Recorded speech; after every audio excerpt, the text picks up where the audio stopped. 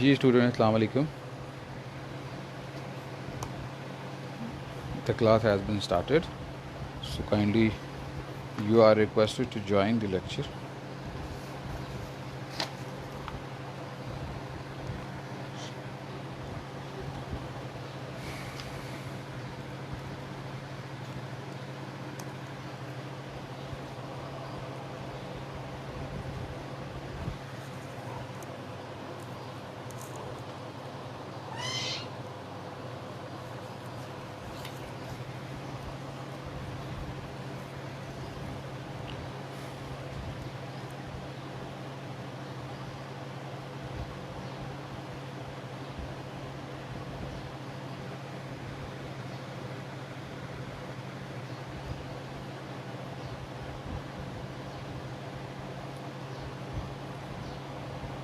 जी students kindly join करें.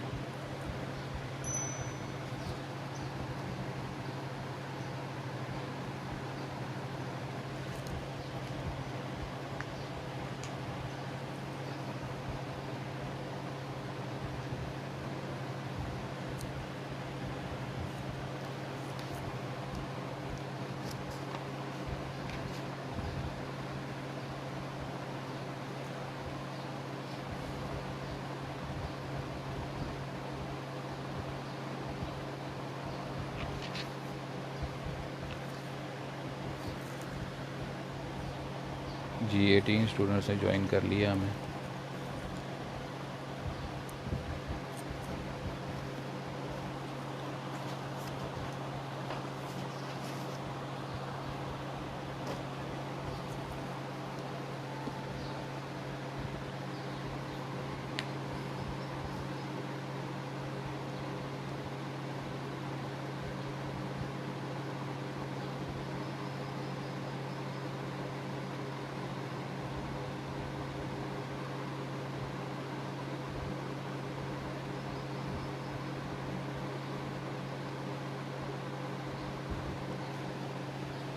जी 20 students ने join कर लिए.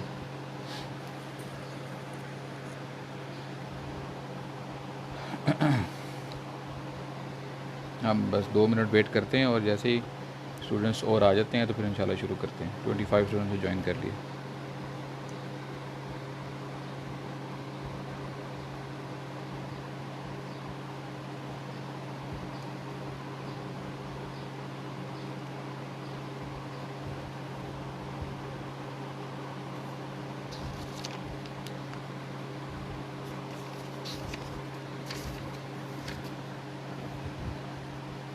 थर्टी 32 स्टूडेंट्स ने ज्वाइन कर लिए.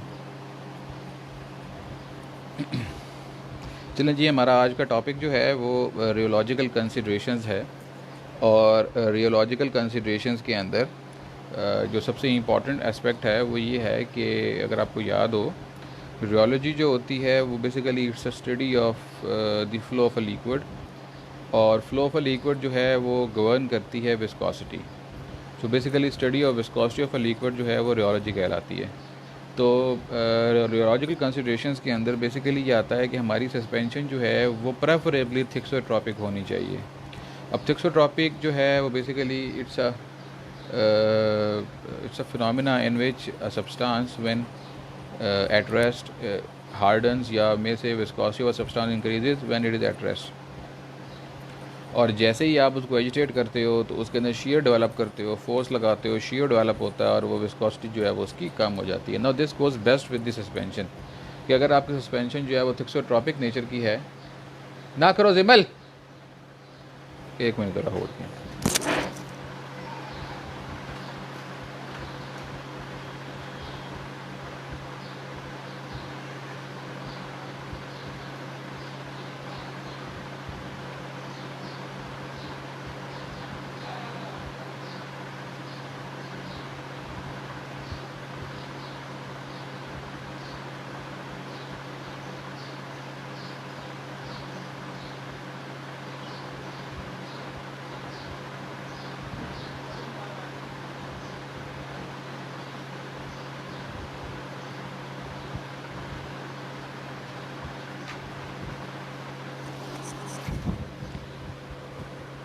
जी हेलो, सॉरी जी, बच्चे आज थे. एक मिनट दोबारा।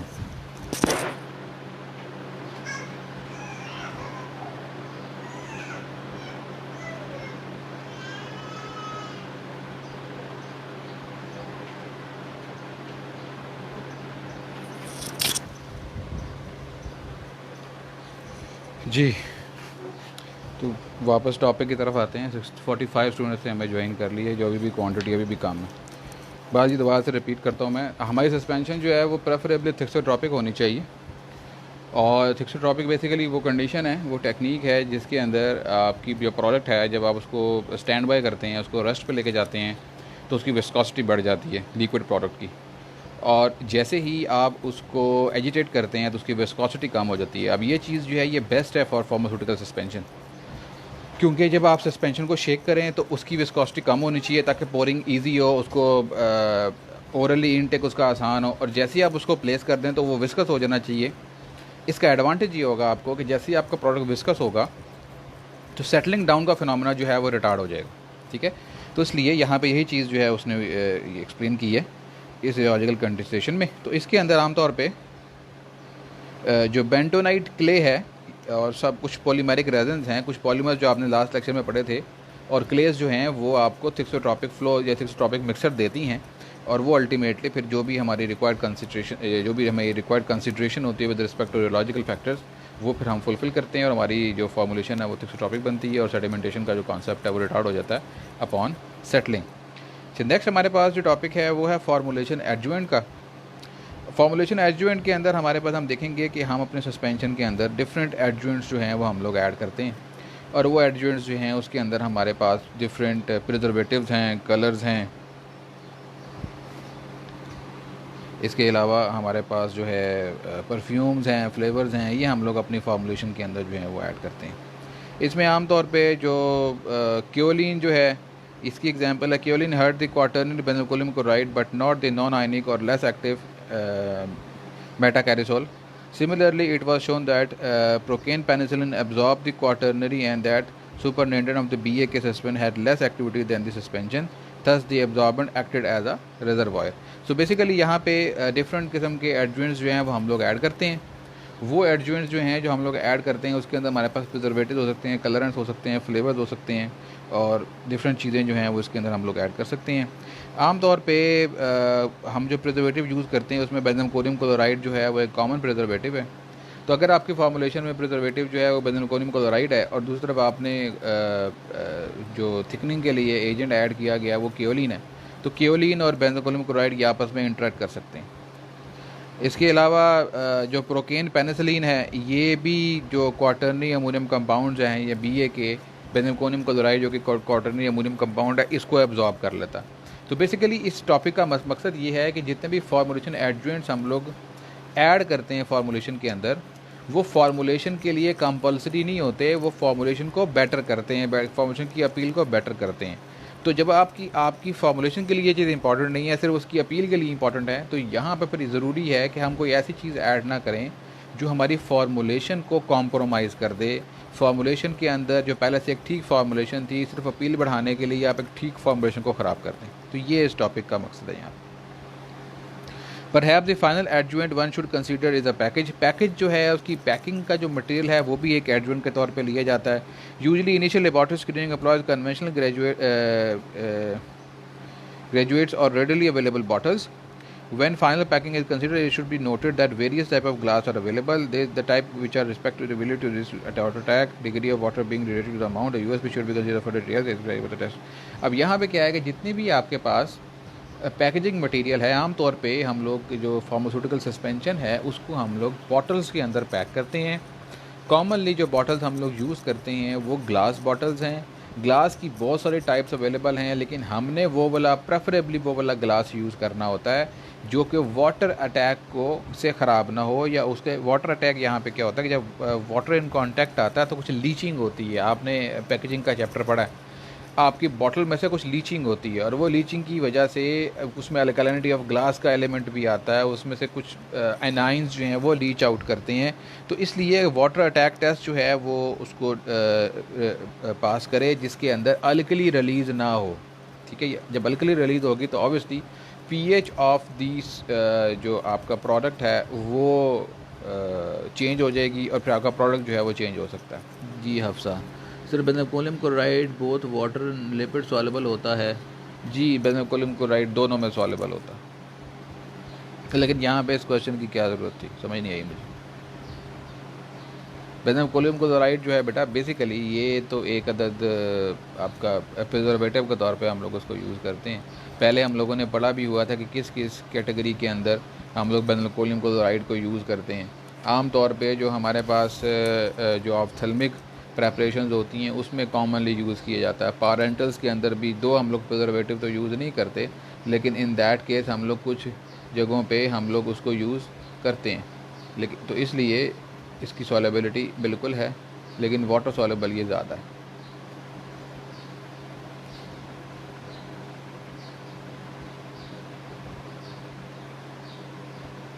ठीक है जी। तो इसको हम लोग ये कहते हैं कि आमतौर पे ऑयल में हमने सॉलेबल नहीं करना होता, तो उसको इसकी जगह पे हमारे पास जो ऑर्गेनिक सॉल्वेंट्स होते हैं उसके अंदर हम सॉलेबल की बात करते हैं। ऑयल सॉलेबिलिटी आमतौर पे हम डिस्कस नहीं करते होते, मतलब विद रिस्पेक्ट टू अगर आप पारेंटल पूछ रही हैं तो उसमें हम लोग जो हैं उसमें इथाइल अल्कोहल आती है, एसीटोन आती है, उसमें ये सॉलेबल है। ठीक है, लेकिन फिर भी मुझे कॉन्टेक्स्ट समझ नहीं आया कि क्वेश्चन का कॉन्टेक्स्ट क्या था। अच्छा जी, नेक्स्ट हमारे पास जो है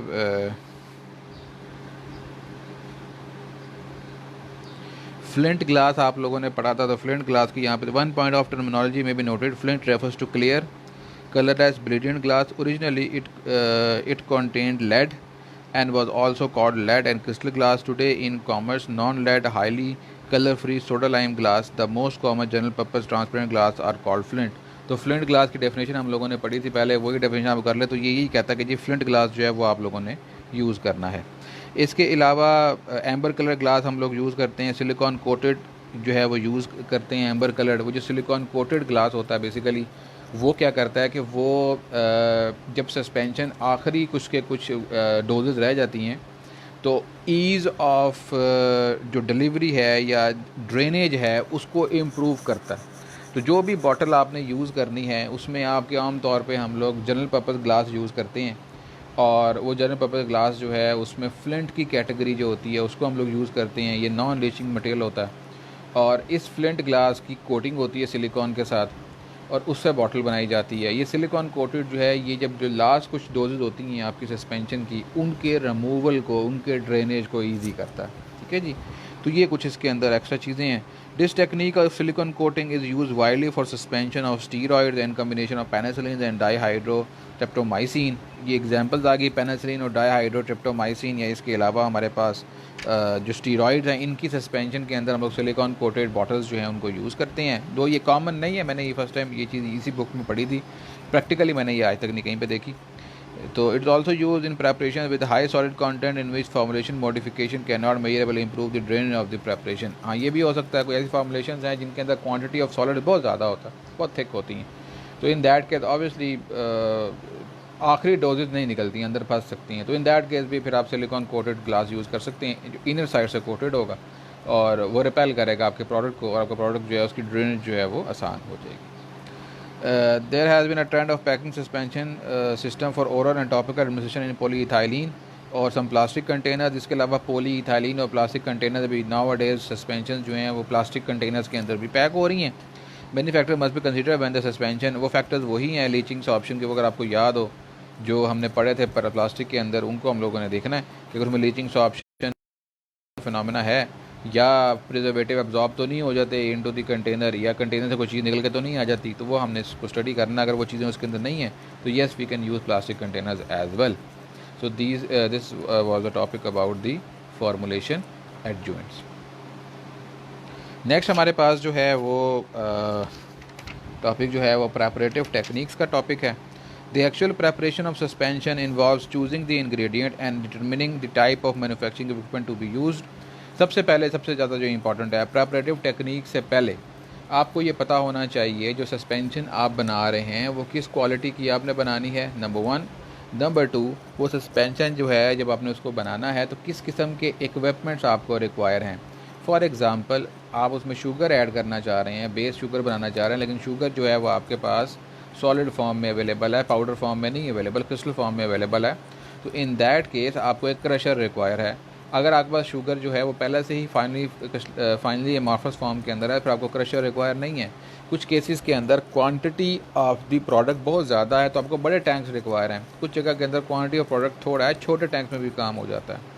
तो इस तरह की चीज़ें हैं, आपने देखना है कि आपने डिफरेंट चीज़ें देखनी है कि आपके पास का प्रोडक्ट की क्वांटिटी कितनी है, उसकी टाइप क्या है, या किस किस्म का इक्विपमेंट आपने यूज़ करना है। If a suspension is made by dispersion process. अच्छा, फिर एक और इंपॉर्टेंट चीज़ जो जहाँ पे मैं छोड़ गया वो ये है कि आपने लास्ट लेक्चर में जब हम लोगों ने ये पढ़ा था कि फॉर्मुलेशन ऑफ सस्पेंशन के अंदर, तो हमने दो कैटेगरीज पढ़ी थी। एक थी एग्रीगेटेड सस्पेंशन की कैटेगरी और दूसरी थी डिस्पर्स सिस्टम की कैटेगरी। ये भी यहाँ पे इन्वॉल्व है। आपने ये देखना है कि आपने जो सस्पेंशन प्रिपेयर करनी है वो दोनों में से किस टेक्निक के अगेंस्ट प्रिपेयर करनी है। अगर आपने प्रिपेयर करनी है with respect to the aggregation तो उसके लिए इक्विपमेंट्स फ़र्क हैं, और अगर आपने प्रिपेयर करनी है विद रिस्पेक्ट टू डिस्पर्जन तो उसके लिए भी इक्विपमेंट जो है वो फ़र्क है। जैसे यहाँ पे वो बता भी रहा है आपको, if the suspension is made by dispersion process it is the best to achieve pulverisation of the solid by micronisation technique. अगर आप डिस्पर्स सिस्टम बनाना चाह रहे हैं तो then you require micro pulverization या micronization because you have to decrease the particle size. So in that case you require an equipment which have a good pulverization technique, जिसके अंदर agitation ज़्यादा हो, जो particle size को reduce कर सके। इस किस्म का आपको इक्विपमेंट जो है वो यूज़ है। इसके अंदर आप एक टर्बुलेंट एयर चैम्बर ले लोगे, उसके अंदर आप बार बार मटेरियल को कोलाइड करवाओगे विद द चैम्बर के, वो टकरा के तो उसका पार्टिकल साइज़ जो है वो रिड्यूस हो जाए।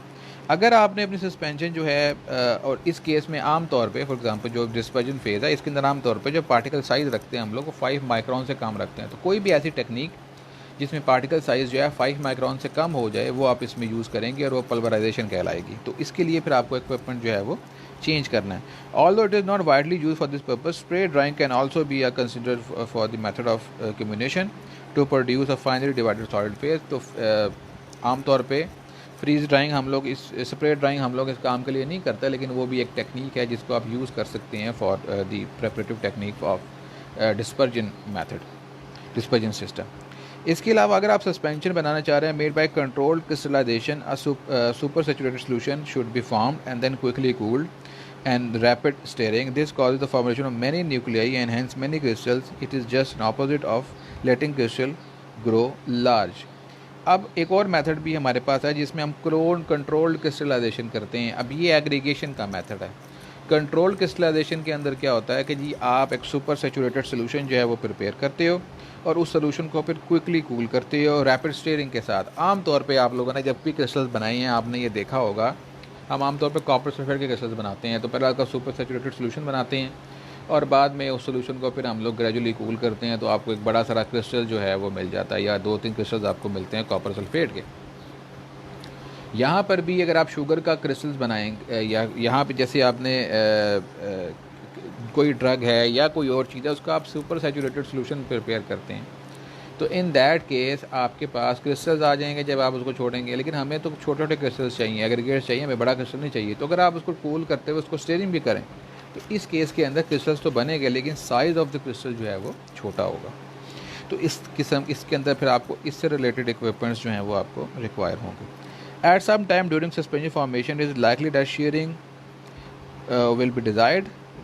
This homogenisation can be accomplished by conventional stator rotor colloidal mills. फिर दोनों प्रोसेस के अंदर चाहे वो डिस्पर्जन मेथड हो या वो एग्रीगेटेड क्रिस्टलाइन मेथड हो, दोनों की केसेस के अंदर जब आपने सस्पेंशन को फाइनल प्रोड्यूस करना है तो किसी न किसी स्टेप पे आपको एक कोलाइडल मिल चाहिए, आपको एक रोटर स्टेटर मैकेनिज्म चाहिए जो हाई शेयरिंग जो है वो प्रोड्यूस करे, हाई फोर्स प्रोड्यूस करे, तो वो भी फिर इसके अंदर यूज़ होगा। Ultrasonic equipment can also be use effect high intensity mixing but usually this technique is not applied commercially. Of interest however in the, ये आगे कुछ एग्जाम्पल्स हैं, इसको आप लोग देख लीजिएगा। एक्सेसिव शेयरिंग में reversibly damage polymeric material such as gums so that viscosity loss is suffered. बहुत ज़्यादा शेयरिंग करेंगे ऐसे सस्पेंशन के अंदर जिसमें आपने कोई गम ऐड की है, कोई पॉलीमर ऐड किया है, तो देयर इज़ अ चांस कि एक्सेसिव शेयरिंग की वजह से उसकी विस्कोसिटी ख़त्म हो जाए, तो आपका प्रोडक्ट बिल्कुल लिक्विफाई हो सकता है। ठीक है। An alternative approach is to mix with a preferably spray the gun with a chlorinated hydrocarbon acetone or cold solution of a wetting agent ठीक है, तो ये आप लोग इसका भी यूज़ कर सकते हैं। About 0.5% of the wetting agent should be added to the gum. This technique can produce a marked beneficial effect as wetting of the gum and hence greatly accelerated. तो अगर ये फिनोमेना आपके पास हो जाए जिसके अंदर मैसिव शेयरिंग की वजह से आपका प्रोडक्ट जो है वो गम जो है मटेरियल जो है वो विस्कोसिटी लॉस हो जाए, तो बेसिकली ये लॉस ऑफ विस्कोसिटी जो है हाई शेयरिंग के ऊपर ये डिहाइड्रेशन ऑफ द गम की वजह से होती है। तो फिर इस केस के अंदर अगर आप समझते हैं कि आपकी फॉर्मुलेशन में हाई शेयरिंग है और आपकी फॉर्मुलेशन के अंदर गम भी है, तो फिर आपको वेटिंग एजेंट ज़्यादा ऐड करना है। वो वेटिंग एजेंट फिर जैसे ही गम जो है वो ड्राई होना शुरू होगी, पॉलीमर ड्राई होने लगेगा, तो उसको वेट करेगा और वेट करने की वजह से फिर वो ड्राइंग का फिनोमेना नहीं होगा। तो आमतौर पे 0.4% of the total quantity of the gum कितनी आप यूज़ कर रहे हैं, इसमें आप वेटिंग एजेंट जो है वो इतना यूज़ करेंगे और वो हाइड्रेशन कॉज करेगा या हाइड्रेशन की एक्सेलरेशन कॉज करेगा, एंड अल्टीमेटली जो फिनोमेना एक आया है कि जिसमें विस्कोसिटी लॉस हो रही है वो फिर वो नहीं होगी। ठीक है, तो ये था आपका topic with respect to the preparative technique. ठीक है जी, तो यहाँ तक ही हम लोगों ने आज करना है। इंशाल्लाह कल हम लोग जो हैं वो एवेलुएशन ऑफ सस्पेंशन करेंगे और इंशाल्लाह ताला कल मेरी कोशिश होगी कि हम इस चैप्टर को कंप्लीट कर। तो कोई क्वेश्चन अगर आपके पास है तो आप मेरे से पूछ सकते हैं। ठीक है जी, और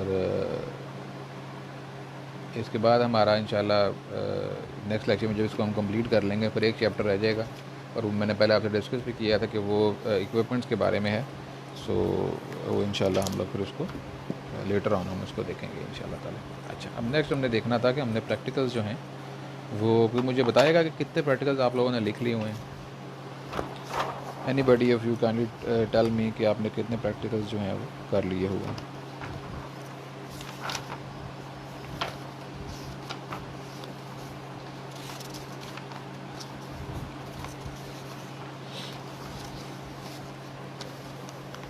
जी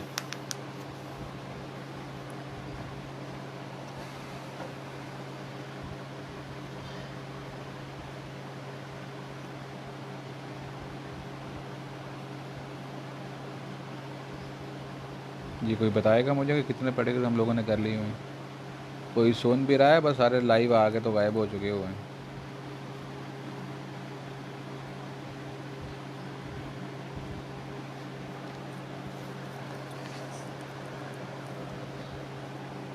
जी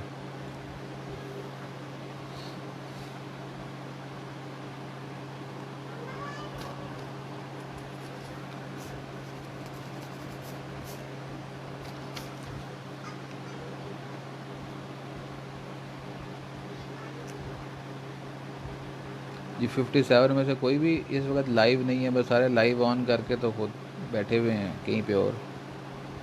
ऐसे ही लग रहा है मुझे, क्योंकि मैं क्वेश्चन कर रहा हूँ और आप लोग जवाब नहीं दे रहे।